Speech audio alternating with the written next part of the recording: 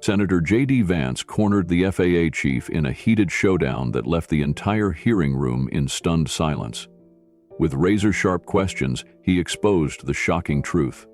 Was aviation safety being sacrificed for political correctness? As tensions rose, the FAA had no answers. What happened next? Before we continue this incredible story, let us know where you're watching from. If you enjoy stories like this, subscribe to the channel because tomorrow we have another inspiring story you won't want to miss. The Senate hearing room was electric with tension, the air thick with anticipation as the session was about to begin. Every seat was occupied. Senators sitting tall behind their designated plaques, a row of press members hunched over notepads, fingers ready to capture the moment that would dominate headlines. Cameras lined the back of the chamber, their lenses fixed on the long table at the front where the Federal Aviation Administration's FAA chief administrator adjusted his tie for the fourth time. It was supposed to be a standard hearing on aviation safety and regulatory procedures, but everyone in the room knew that was just a formality. The real reason they were here had nothing to do with flight patterns or runway maintenance. It was about the FAA's baffling shift in priorities. At the center of it all sat Senator J.D. Vance, unmoving, his hands folded atop the thick FAA report in front of him. He had been through enough hearings to recognize when a bureaucrat was about to stall, talk in circles, and dodge accountability. Today would be no different. Except Vance wasn't here for political theater. He was here to expose something far more dangerous than bloated government spending or regulatory mismanagement. He was here to shine a light on how the FAA, the very agency responsible for keeping American airspace safe, had decided that policing words was more important than ensuring pilots and air traffic controllers were the most competent individuals for the job. Across from him, FAA Administrator Mark Calloway shifted in his chair, flipping through his notes with nervous energy. He had memorized his responses, had practiced them before a mirror, but he already knew none of it would be enough. J.D. Vance wasn't the type to accept empty reassurances. Calloway could feel the weight of the senator's gaze even before he spoke. Vance didn't rush. He let the silence stretch, making every second heavier than the last. Then, with a deliberate slowness, he lifted the 176-page FAA directive from the table, flipping to a marked page. He barely even glanced at Calloway before he spoke, his voice even, almost casual, but razor-sharp underneath. If a pilot is offended by the word wife or the word cockpit, should that person be flying a multi-ton aircraft through the sky? A ripple of surprise moved through the chamber. Calloway's fingers twitched. The reporters in the back exchanged quick glances, some scribbling faster, others nudging their cameramen to zoom in. The question wasn't just bold. It was a direct attack on everything Calloway had spent the last year defending. The administrator cleared his throat, shifting in his seat. Senator, the FAA is committed to fostering an inclusive environment for all aviation professionals. Vance cut him off with a smirk, finally looking up. Inclusive, he repeated, his tone unreadable. He tapped the report with his index finger. Let's talk about that. A beat of silence. Calloway straightened his posture, trying to appear composed, but the room was already leaning toward Vance, drawn in by the ease with which he was dismantling the agency's credibility. Did the FAA issue a 176-page directive changing notices to airmen to notices to air missions in December 2021? The question was simple, yet loaded. Calloway hesitated, just for a fraction of a second, but it was enough. Yes, Senator, we did, he finally admitted, his voice measured. Vance didn't react. He just kept flipping through the document, as if searching for something. Then, without looking up, he asked the next question. And that change was made primarily to avoid gendered language, correct? Another pause, a slight inhale. That was one of the considerations, yes. Vance's lips curled into something that wasn't quite a smile. Interesting, he mused. He finally looked Calloway in the eyes. Because when Americans step onto a plane, I don't think they're wondering if their pilot finds the word airman outdated. They're wondering if that pilot is good enough to land the plane safely. A murmur rippled through the chamber. Someone in the back coughed. Calloway's jaw tightened. Vance leaned back slightly, exuding the confidence of a man who already knew how this hearing would end. And yet, he continued, while pilots are facing staffing shortages, while near-miss incidents are increasing, while passengers are dealing with grounded flights and overbooked airlines, the FAA's priority was a language summit? Silence. Calloway exhaled through his nose. He had prepared for this, but in this moment it was painfully clear that no carefully rehearsed answer would suffice. Senator, words matter. A slow nod from Vance, as if he had expected that very response. Then, like a master strategist setting up his final move, he delivered the question that would hang over the entire hearing. Do they matter more than competency? The room tensed. Calloway swallowed hard. The cameras zoomed in. For the first time, the FAA administrator looked like a man who had already lost. And J.D. Vance? He was just getting started. The silence in the Senate hearing chamber was suffocating. Every eye was locked on J.D. Vance, waiting to see what he would do next. Across the table, FAA Administrator Mark Calloway tried to maintain a neutral expression, but the flicker of discomfort in his eyes betrayed him. He shifted slightly in his seat, straightened his tie, and adjusted the microphone in front of him, as if that would somehow steady his nerves. Vance let the moment stretch, his fingers drumming lightly on the FAA's 176-page directive in front of him. The tension was thick enough to cut with a knife. Then, in a tone that was calm, almost casual yet sharp as a blade, he leaned forward and asked, "Tell me, Mr. Administrator, when Americans board a plane, what do you think their number one priority is?" Calloway hesitated. He knew it was a trap, but there was no way around it. "Safety, Senator." Vance smirked. "Safety, right. Not whether the flight crew's language is inclusive enough, not whether their job titles are gender neutral, just safety. And yet," he tapped the document, "while pilots are dealing with unprecedented staffing shortages, while near-miss incidents are at an all-time high, while passengers are facing delays, canceled flights, and security concerns, your agency spent time, no, scratch that, you spent taxpayer money hosting an inclusive language summit." A few low murmurs rippled through the room. The press members scribbled faster, cameras zooming in on Calloway, whose face had begun to tighten.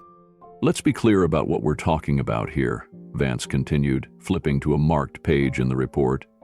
"Your agency changed the term notices to airmen to notices to air missions. Why?" Calloway cleared his throat. "Senator, we strive to foster a welcoming environment in the aviation industry." No, Vance interjected, holding up a hand. "I asked why.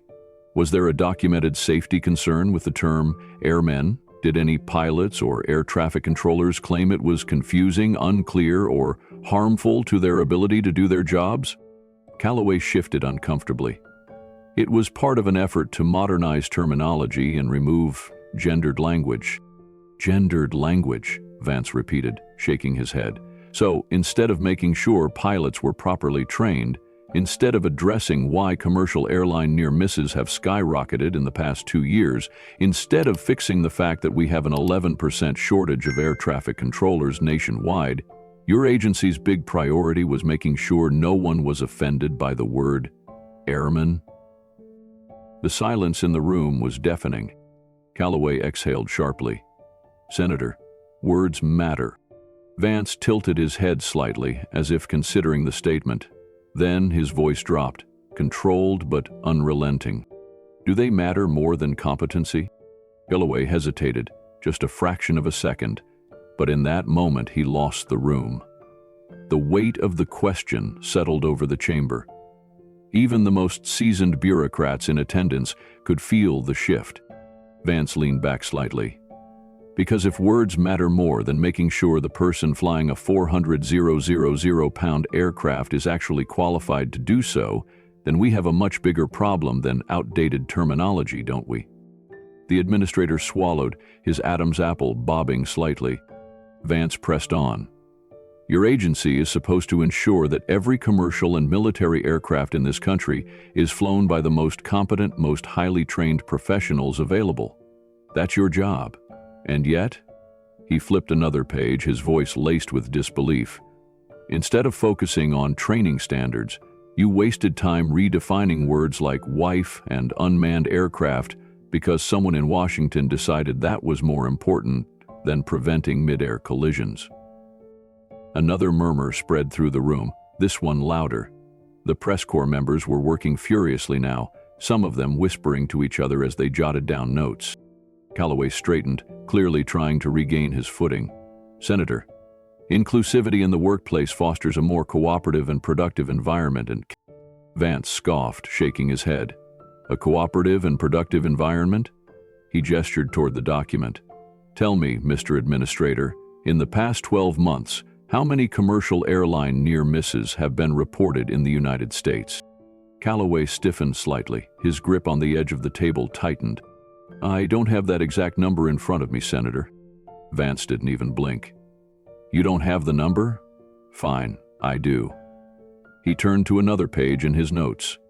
In 2023 alone, there were over 50 documented near-miss incidents involving commercial airlines. That's nearly one per week. A collective gasp rippled through the chamber. And do you know what the FAA has done to address that, Mr. Administrator? Vance's voice was sharp now, cutting through the room like a whip. He didn't wait for an answer. You hosted a language summit. You rewrote terminology. You changed airmen to air missions, while passengers came within seconds of dying mid-air. The tension in the room was unbearable now. Calloway looked like a man cornered, his eyes darting toward his staff, but none of them could save him. Vance leaned forward again, his voice now dangerously calm. Tell me, Mr. Administrator, how many of those near misses could have been prevented if the FAA had been focused on hiring more competent air traffic controllers instead of making sure pilots used gender mnemonic terminology? Calloway's lips parted slightly, but no words came out. He was completely trapped. Vance smirked. I'll take that as a none. The room sat in stunned silence. J.D. Vance wasn't just exposing the FAA's misplaced priorities. He was dismantling them in real time, leaving Calloway with nothing but empty talking points and a sinking reputation. And this was only the beginning. The Senate hearing chamber was no longer just a stage for bureaucratic formalities. It had become a battlefield, and J.D. Vance was pressing his advantage. Across from him, FAA Administrator Mark Calloway sat stiffly, his hands clasped in front of him, his carefully curated talking points now rendered useless. The camera zoomed in, capturing the beads of sweat forming at his temple. He had entered the hearing expecting a routine discussion on aviation policy. Instead, he was now a man on trial. Vance flipped to another marked page in his notes and let out a slow breath, his expression a mix of disbelief and frustration. Let's talk about real-world consequences, Mr. Administrator, he began, his voice level but sharp. Because for all your agency's talk about inclusivity and modernized language, something happened. Something you haven't addressed yet. Calloway blinked. He didn't like the shift in tone. February 2024, Vance continued, glancing briefly at the room before fixing his eyes back on the administrator. Washington, D.C., a commercial airliner and a military helicopter, mid-air collision. Do you remember that incident, Mr. Calloway? A hush fell over the chamber. Reporters sat up straighter, some exchanging quick glances. Everyone remembered that incident. It had dominated national headlines for weeks. Calloway swallowed. Yes, Senator. That was a tragic event, and? Vance interrupted, his voice cutting through the air. The preliminary investigation found that the helicopter pilot was at fault. He leaned forward, his gaze unrelenting. What I want to know, Mr. Administrator, is how that pilot got the job in the first place. Calloway's breath hitched, his fingers twitched around the stack of papers in front of him. He knew exactly where this was going. Vance flipped to another document and held it up for the cameras. "This is a report from your own agency. It states that the pilot in question had received training under a modified FAA program, one that lowered flight hour requirements in an effort to make aviation careers more accessible to underrepresented groups." A ripple of shock coursed through the room. Murmurs spread like wildfire among the audience. The FAA had lowered training standards, and now lives had been lost because of it? Calloway shifted in his seat. "Senator, I would caution against drawing conclusions before the full investigation is..." Vance's patience snapped. "Oh, come on, Mr. Calloway. We don't need an investigation to tell us what we already know." His voice, still controlled, carried a forceful intensity. "The FAA isn't hiring the best pilots anymore. You're hiring for diversity quotas, and now we're seeing the consequences." Calloway hesitated. The press corps was practically foaming at the mouth, typing furiously, capturing every second of this devastating exchange. Vance pressed on. "Let's go back a few years. How many flight hours did a pilot need before getting licensed?" Calloway exhaled sharply. 1,500, Senator." Vance nodded, his expression grim. "And under your agency's new training guidelines, how many hours are now being considered for certain candidates?" Calloway's lips parted slightly. The pause was damning. 750, he finally admitted, his voice barely above a whisper. A collective gasp spread through the chamber. Even some of the other senators looked stunned. Vance ran a hand through his notes, shaking his head. "Unbelievable. You cut flight training requirements in half for what? To meet diversity goals?" Calloway straightened. "Senator, the goal of these changes was to create more pathways for individuals who historically have not had access to aviation careers." Vance scoffed. "Pathways? We're not talking about an entry-level office job, Mr. Calloway. We're talking about people responsible for keeping hundreds of lives in the air." His voice rose slightly, the passion unmistakable. "Do you think gravity cares about equity? Do you think an engine failure mid-flight is going to pause and ask about diversity initiatives?" Calloway didn't respond. He knew there was no answer that would save him. Vance turned to the audience, letting his words sink in. "This is where we are now. The FAA is so obsessed with hiring based on identity rather than ability that they're literally lowering standards for pilots and air traffic controllers. And now, people have died because of it." The weight of his statement pressed down on the room like a lead brick. Vance leaned forward again. "So, tell me, Mr. Administrator, do you know how many other pilots currently flying have been licensed under these revised training standards?" Calloway licked his lips. "I don't have those numbers in front of me." Vance held up a sheet of paper. "I do. Over 1,200 pilots have been fast-tracked through these lower training standards in the past 2 years. That means there are over 1,000 pilots flying right now who have half the training they would have needed just a few years ago, and the FAA signed off on it." The murmurs turned into outright gasps. Calloway looked toward his staff for help, but there was none. No prepared statement could explain away 1,200 undertrained pilots. Vance let the silence stretch before delivering the final blow. "Tell me, Mr. Calloway, if you were boarding a plane tomorrow with your family, your wife, your children, would you feel safe knowing the pilot flying that aircraft was trained under these new standards?" The administrator's mouth opened slightly, but no sound came out. He looked completely, utterly defeated. Vance let the moment sit before shaking his head. "That's what I thought." The hearing room was dead silent. J.D. Vance had done more than expose the FAA's priorities. He had laid bare the life-threatening consequences of their decisions. This wasn't just a political fight anymore. This was about safety, about trust, about whether the American people could still have faith that the pilots flying their planes were the best, the most qualified, the most capable individuals for the job. And from the look on Mark Calloway's face, that trust had just been shattered. The hearing room felt different now. It wasn't just tense, it was exposed. J.D. Vance had stripped away the bureaucratic doublespeak, peeled back the rehearsed talking points, and laid bare the shocking reality. The FAA had willingly lowered its safety standards in the name of diversity quotas, and now the lives of millions of Americans were at risk every single day. FAA Administrator Mark Calloway had been cornered, his previous confidence now reduced to a nervous, almost shell-shocked demeanor. His grip on the table tightened as he attempted to steady his breathing, but his body language betrayed the truth. He was losing control.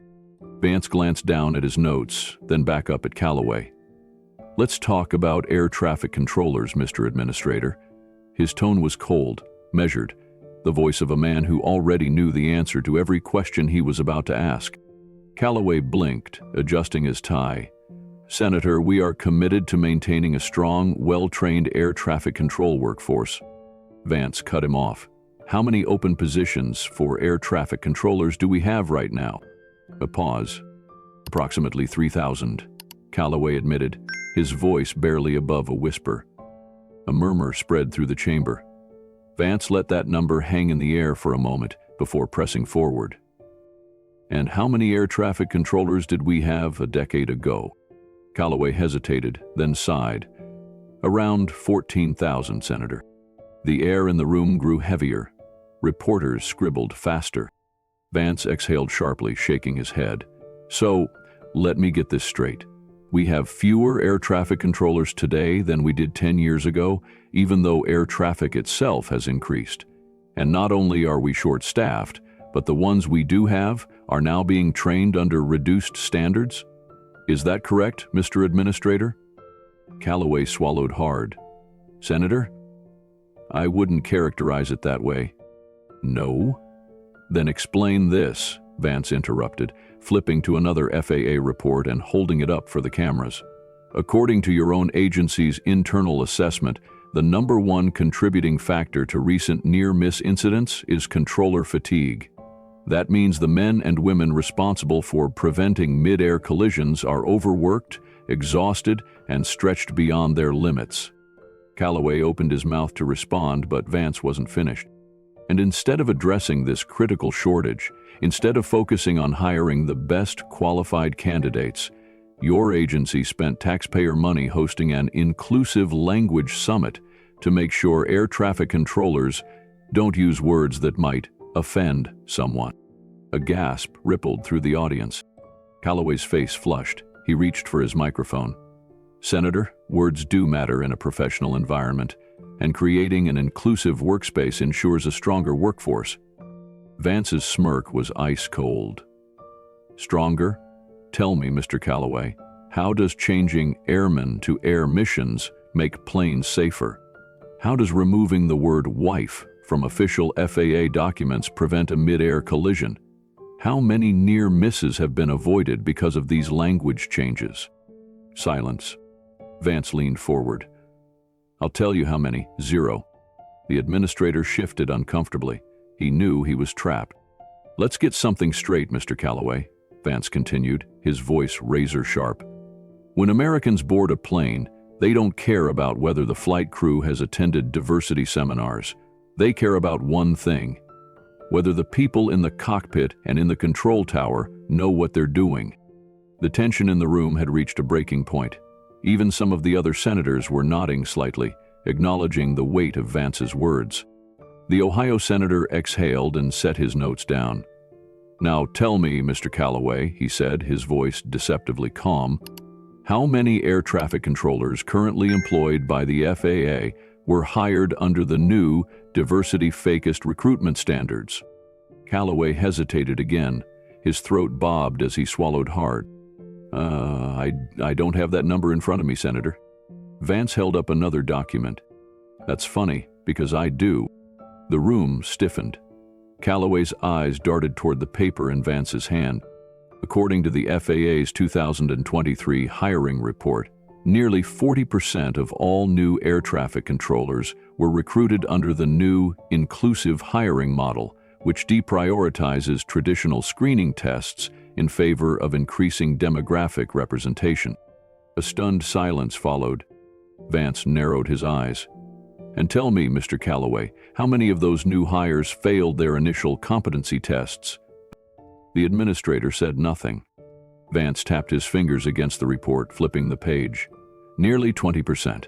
That means that 1 in 5 new controllers, people responsible for directing aircraft through some of the busiest airspace in the world, were deemed unfit for the job, but were hired anyway.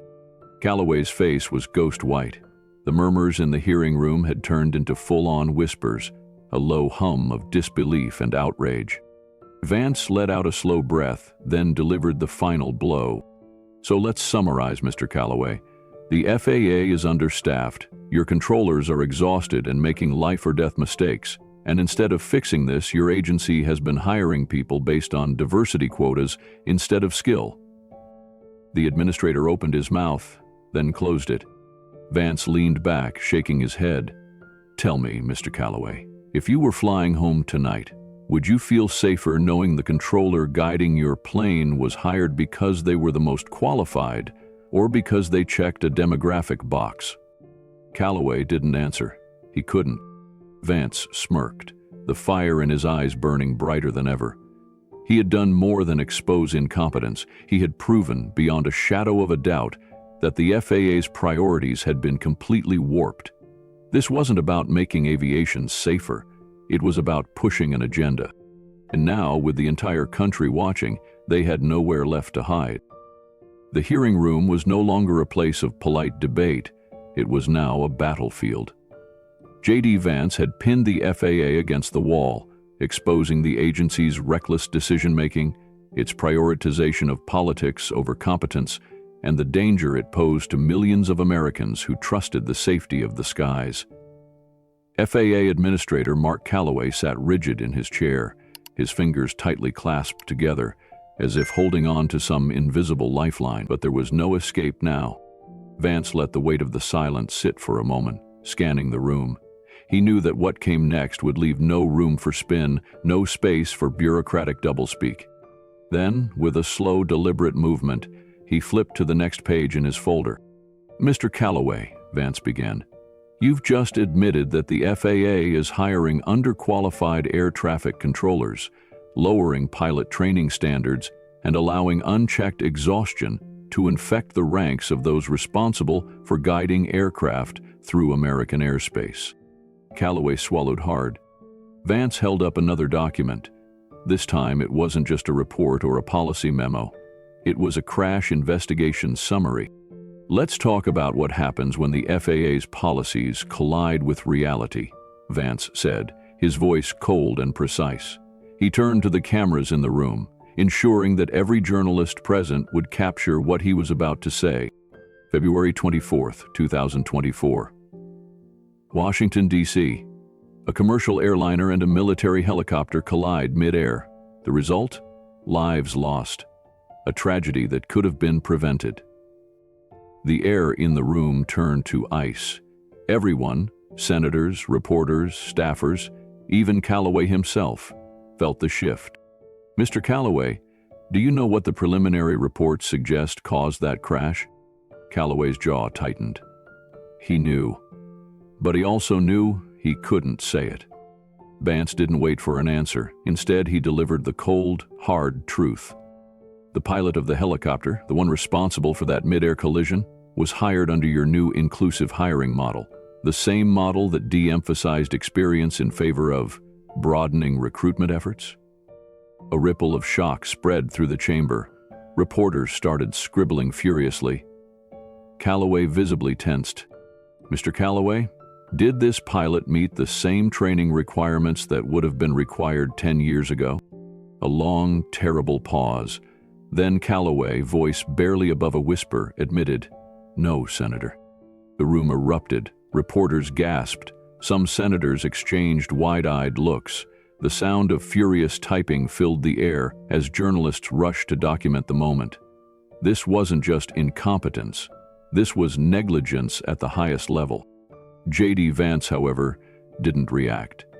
He simply exhaled, as if he had expected this answer all along.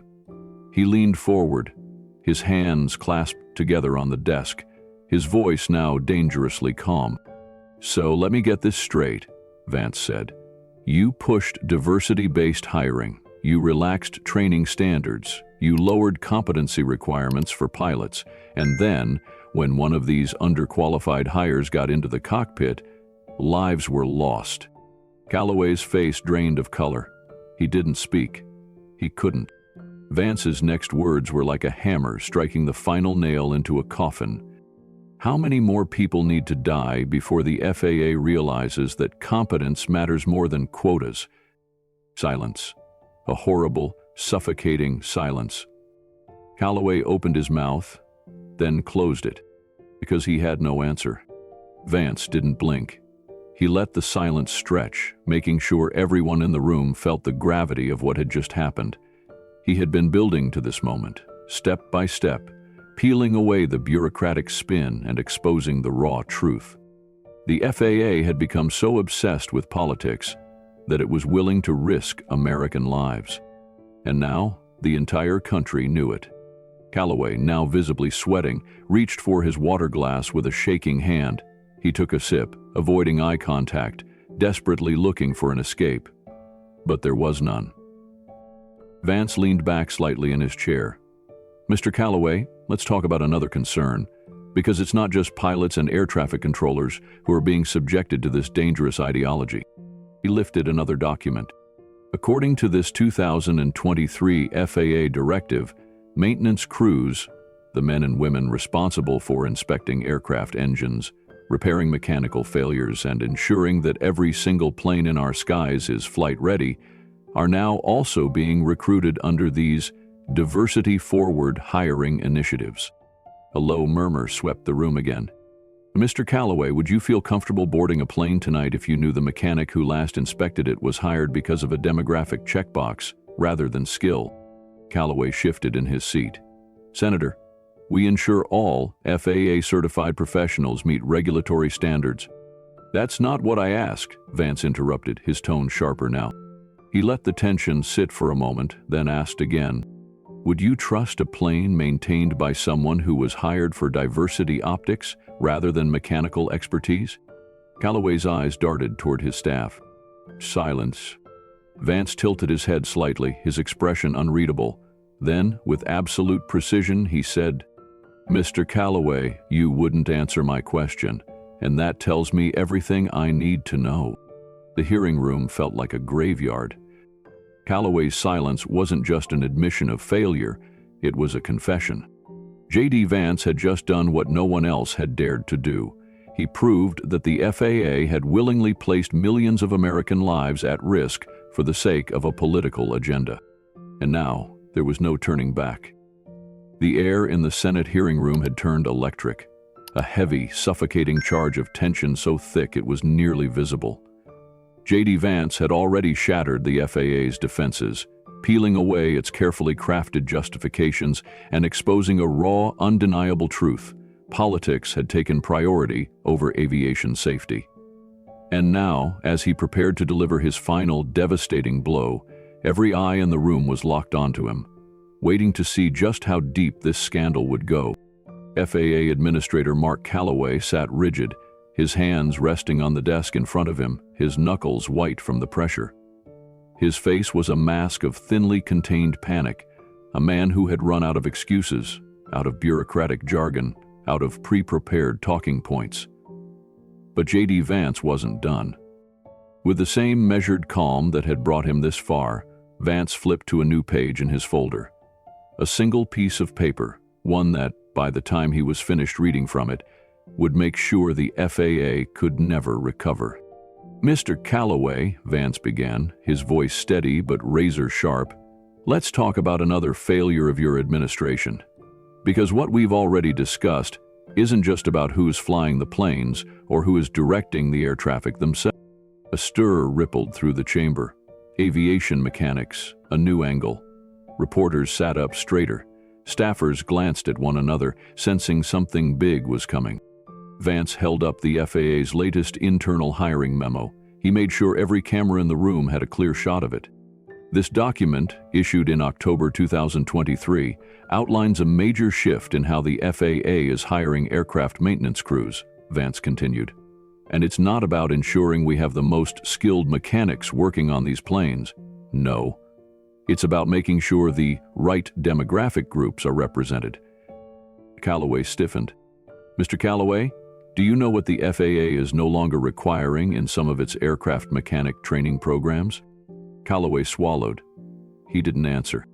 Vance waited a moment, letting the weight of the question hang. Then he delivered the gut punch.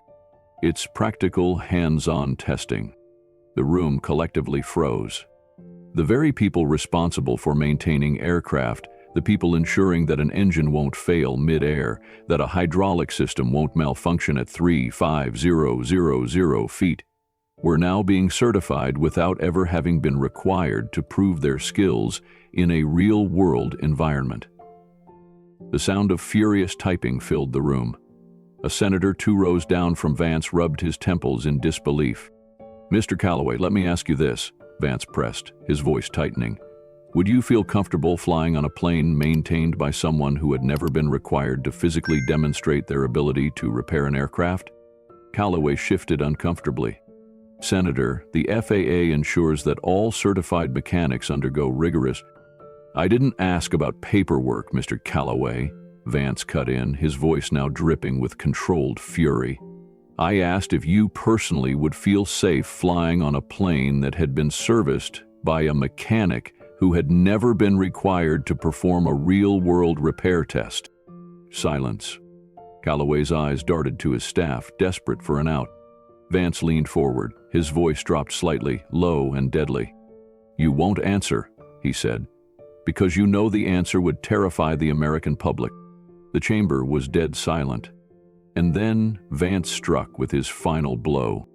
Mr. Calloway, he continued, flipping to another page, we don't have to wonder what happens when safety standards are ignored for political reasons, because we already have proof of the consequences. He held up a confidential FAA incident report, one that had never been meant for public eyes. December 2023, Denver International Airport. A routine maintenance check on a commercial jet revealed a critical failure in the aircraft's hydraulic system, a failure that had gone undetected by an FAA-certified mechanic who had been on the job for just 4 months. A collective gasp rippled through the room. The mechanic, Mr. Calloway, was part of the FAA's new hiring initiative. He was hired with 0 practical experience. He was trained under the FAA's Diversity Forward program. He was waived from traditional competency tests, and because of that, a plane carrying hundreds of passengers almost experienced catastrophic failure mid-flight. The weight of those words crushed the air from the room. Calloway's hands trembled slightly as he reached for his water glass again. He took a slow sip, trying to regain composure. But it was over. J.D. Vance had just laid the ultimate charge at the FAA's feet. Mr. Calloway, Vance said, his voice like a final gavel strike, if that hydraulic failure had been missed for just one more flight, if it had failed in the air instead of on the ground, we wouldn't be having this discussion in a Senate hearing.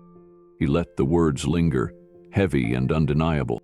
We'd be having it in a congressional investigation into the worst aviation disaster in recent history. Boom. Reporters exploded into action. The camera zoomed in on Calloway's face, which was now ashen with defeat. J.D. Vance sat back in his chair, exhaling slowly. I have just one final question for you, Mr. Calloway, he said, his voice quiet but unrelenting. Calloway braced himself. How many more Americans have to die before the FAA finally remembers that its job is to keep planes in the air, not to rewrite the dictionary? Calloway had no answer, and everyone in the room knew it. The hearing room was no longer just tense, it was suffocating. The weight of J.D. Vance's words had pressed down on every person present, trapping them in a reality they could no longer ignore. The FAA's priorities had been ripped apart, exposed under the full glare of the Senate chamber, and now there was only one thing left to do: hold them accountable. Administrator Mark Calloway sat frozen, his hands clasped tightly in front of him, his face pale, his breathing shallow. He had run out of excuses. Every carefully curated statement, every deflection, every attempt at misdirection had crumbled under the sheer force of Vance's relentless questioning. And now, as the final moments of this hearing approached, Calloway knew there was no way out. J.D. Vance exhaled slowly, flipping to the last page in his folder. His movements were deliberate, controlled. This was it. "Mr. Calloway," he began, his voice measured but carrying the weight of a hammer about to strike. "You have spent the last 2 hours dodging, deflecting, and refusing to answer direct questions about FAA policies that have put American lives at risk." A hush fell over the chamber. Not even the reporters scribbled their notes anymore. They were watching now, just like the rest of the country would be watching when this moment aired on every major news network. But the American people don't care about political doublespeak. They don't care about bureaucratic jargon. They care about one thing: whether they and their families are safe when they step onto an airplane. And right now, under your leadership, the answer to that question is unclear at best, disastrous at worst. Calloway shifted uncomfortably in his chair, his fingers tightening around the edge of the table. Vance leaned forward slightly, his blue eyes locked onto the man across from him, unblinking. "So, here's what we're going to do," Vance continued. "We're going to strip away the bureaucratic nonsense, the scripted responses, and the political posturing. We're going to cut straight to the core." Calloway swallowed hard. Vance lifted a printed FAA policy directive and turned it so that the cameras could catch every word. "This document, released by your agency in May of 2023, outlines a hiring initiative that places diversity quotas over demonstrated experience for air traffic controllers, pilots, and aviation maintenance personnel." He set the paper down with a sharp slap against the wooden table. "So let's get this straight, Mr. Calloway," Vance pressed. "You're telling the American people that we're short on air traffic controllers, we have an increase in near-miss incidents, our flight safety standards are slipping, and yet, your agency decided that the priority wasn't hiring the best people for the job, it was making sure a spreadsheet looked inclusive?" Calloway's lips parted slightly, but no words came out. Vance nodded, as if confirming the silence was its own damning admission. "Let's try another approach," Vance said, flipping to another document. In October 2023, the FAA published a revision to its pilot training program which allowed certain candidates to receive waivers, reducing the number of flight hours required to obtain a commercial pilot's license. Gasps rippled through the chamber. "Now, I want you to tell the American public exactly why that decision was made," Vance said, his voice like a blade pressing deeper into the wound. Calloway licked his lips, clearly struggling for an answer. "Senator, the FAA is committed to fostering a workplace that is reflective of—" Stop. The room went still. Vance's voice had cut through Calloway's excuse like a scalpel. "I don't want a talking point, Mr. Calloway. I want a fact. A clear, undeniable fact. Were those flight hour requirements reduced in order to increase diversity in the industry? Yes or no?" Calloway's throat bobbed as he swallowed. He glanced to his left, toward his staffers, but none of them could save him now. "Senator," he started, his voice dry, cracking slightly. "That was one consideration." A wave of stunned murmurs surged through the room. The tension was now unbearable. J.D. Vance leaned back in his chair, arms crossed over his chest. "Common consideration?" he repeated, his voice lined with disbelief. "Mr. Calloway, let me remind you what happened just 2 months after that policy change was put into effect." He lifted another document, an official FAA incident report. January 2024, Miami International Airport. A commercial jet veered off the runway during takeoff, narrowly avoiding a catastrophic crash. The reason? Pilot error. A few people in the audience covered their mouths in shock. "And you know what's interesting about this particular case, Mr. Calloway?" Vance pressed, his voice darkening. "The pilot at the controls had received a waiver, one that reduced his required training hours by nearly 40%. The air in the room felt like it had been sucked away." Calloway blinked rapidly, looking around as if searching for something, anything, to grab onto. "So, I'll ask again," Vance said, his voice low and steady. "How many more lives are we willing to gamble with before we admit that this experiment has failed?" Silence. "You can't answer, can you?" Vance said. Calloway said nothing. Because if you did, Vance continued, you'd have to admit that the FAA has been compromising safety for the sake of optics. And if you admitted that, you'd be admitting that every person who steps onto a plane today is taking a bigger risk than they ever should have to. The entire room was frozen. Calloway's hands trembled slightly, and his eyes flickered down to the table, unable to meet Vance's gaze anymore. J.D. Vance let the silence hang for a moment. Then he let out a slow breath. "Mr. Calloway," he said, his voice softer now, almost pitying, "you had a choice. The FAA had a choice. You could have prioritized safety. You could have doubled down on training. You could have ensured that every single person working in aviation today was there because they were the best, the most capable, the most prepared." He let the words sink in. "But you didn't." Calloway looked away. "And now every American who steps onto a plane is paying for that choice." J.D. Vance set his final document down. "Mr. Calloway, I suggest you think long and hard about what's been said here today. Because when the next incident happens, and it will happen, the American people won't forget this conversation." With that, J.D. Vance closed his folder. The room sat in stunned, absolute silence. Because now the truth was out in the open. The silence that followed J.D. Vance's last words was not just uncomfortable, it was damning. The entire hearing room sat in a stunned, almost eerie stillness. Reporters who had spent the last 2 hours furiously scribbling notes now simply sat frozen, their pens suspended in midair. Even the senators, who typically filled the room with quiet murmurs, were now silent, staring at the FAA administrator, Mark Calloway, as if waiting to see if he had anything left to say, if there was any last desperate defense he could muster. But there wasn't. Calloway's face was pale, his grip tight on the edges of the table, his shoulders slightly hunched. He had lost, and he knew it. J.D. Vance let the moment stretch, ensuring the weight of what had just been exposed fully settled into the air. He wanted America to see this moment, to understand that this wasn't just a routine political debate. This was a moment of reckoning. Finally, Vance spoke again, his voice lower but no less sharp. "Mr. Calloway, I want to be perfectly clear about what happened here today," he began, his tone like a blade slicing through the thick tension in the room. "You and your agency had a choice. You could have focused on what truly matters: safety, competency, and ensuring that every passenger who steps onto a plane knows they are in the hands of the best pilots, the best air traffic controllers, and the best aviation professionals." Vance paused, letting the words hang in the air. "But instead, the FAA chose a different path. You chose political optics. You chose to prioritize diversity quotas over skill, over experience, over raw ability.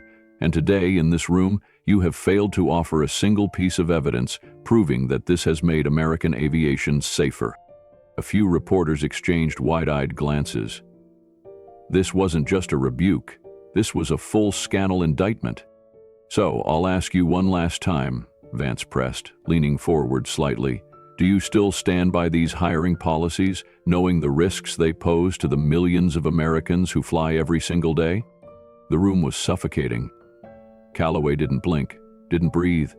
He just sat there, defeated, unable to find the words to defend what had just been exposed.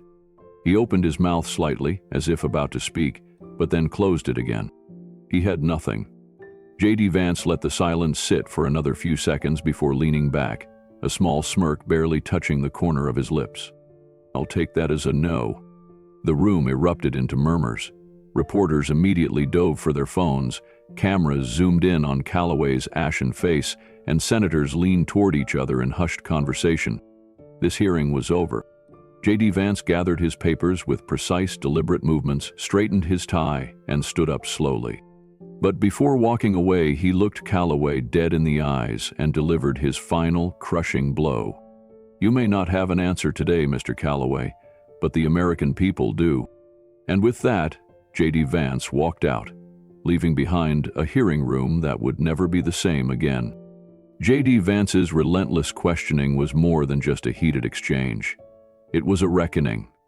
He exposed how political agendas have taken priority over real aviation safety, proving that competency, not diversity quotas, should be the only standard when it comes to who is in control of our skies. This story isn't just about one hearing, it's about a larger fight for accountability, common sense, and protecting American lives. In today's world where political correctness often overshadows real issues, this hearing serves as a stark reminder that we must demand competence, transparency, and leadership that prioritizes results over rhetoric. If you believe in holding our leaders accountable, make sure to like this video, subscribe for more hard-hitting content, and share this with others who need to see the truth. Stay tuned, because this fight isn't over yet.